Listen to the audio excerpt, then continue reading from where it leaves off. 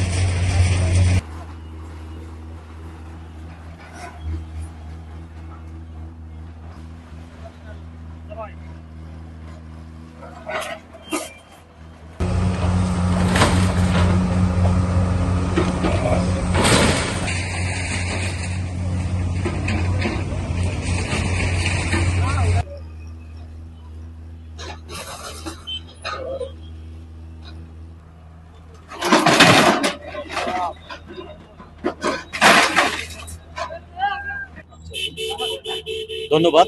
আপনারা হয়তো অবগত আছেন যে আমাদের ধামরাই উপজেলাধীন ঢুলিবিড়ে বাস স্ট্যান্ডে এখানে সহজের যে জায়গাটা, ঢুলিবিড়ে বাস স্ট্যান্ড অনেক গুরুত্বপূর্ণ এবং মানুষের চলাচল খুব বেশি। এখানে প্রায় যানজট হয় এবং কিছু অস্থায়ী স্থাপনা এরা দিন দিন বাড়তেছিল, করতেছে। আমরা তাদেরকে বারবার সতর্ক করেছি, মাইকিং করেছি, নোটিশ করেছি, তারপরেও তারা নিজেরা সরিয়ে নেয়নি। আমরা এই জন্য এই উচ্ছেদ অভিযান, গতকালকে আমরা উচ্ছেদ অভিযান পরিচালনা করেছিলাম। গতকাল একটা দুর্ঘটনা ঘটার পরে আমরা এটা সাময়িক সমাধান বন্ধ রেখে আজকে আবার শুরু করেছি। আমাদের যে অবৈধ স্থাপনা যাদের আছে আমরা তাদেরকে বারবার সতর্ক করেছি, তাদের মালামাল নিয়ে যেতে বলেছি। কেউ কেউ মালামাল নিয়ে গেছেন। আমরা যে স্থাপনাগুলো আছে এগুলো আমরা ভেঙে ফেলেছি এবং পরবর্তীতে যাতে করে এটা আবার নতুন করে দখল না হয়, অর্থাৎ সাধারণ মানুষের চলাচল যেন নির্বিঘ্ন হয়, যানজটের জন্য মানুষকে বসে থাকতে না হয়, সেই ব্যবস্থার জন্য মূলত এই উদ্যোগ এবং এটা কন্টিনিউ থাকবে। এবং গতকালের অভিযানে আসলে যারা বাধাদান করছিল তাদের বিরুদ্ধে কোনো আইনগত ব্যবস্থা নেওয়া হয়েছে কিনা? ধন্যবাদ। আমরা গতকালকে যে অভিযান যারা বাধাগ্রস্ত করেছিল তাদের বিরুদ্ধে সরকারি যে দায়িত্ব পালনের ক্ষেত্রে বাধাদানকারী হিসেবে আমরা থানায় অভিযোগ করেছি, তাদের বিরুদ্ধে ব্যবস্থা নেওয়া হবে। আজকে আমরা এটার অভিযানটা ভালোভাবে শেষ করি, এরপরে পরবর্তী পদক্ষেপগুলো আপনাদের সময় সময় অবহিত করা হবে। ঠিক উচ্ছেদ না, আপনি সকলে জানেন এটা আমাদের রুটসের জায়গা। রুটস তার নিজস্ব সম্পত্তি বের করবে, মানুষের কল্যাণের জন্যই তো রাস্তা। দীর্ঘদিন যাবৎ এই আপনারা দেখেছেন এই আরিচা রোডের ধামরাইয়ের অত্যন্ত গুরুত্বপূর্ণ জায়গায় ঢুলিবিড়ে স্ট্যান্ড। এই স্ট্যান্ডে সকল সময় যানজট লেগেই থাকে।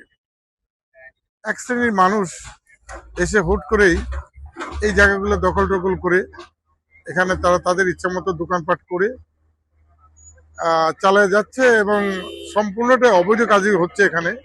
এমনকি আমাদের কাছে এমন তথ্যও যাচ্ছে, খবরও যাচ্ছে যে মাদক সহ এই ধরনের জিনিসপত্র এখানে প্রচুর বেচাকিনি হয়।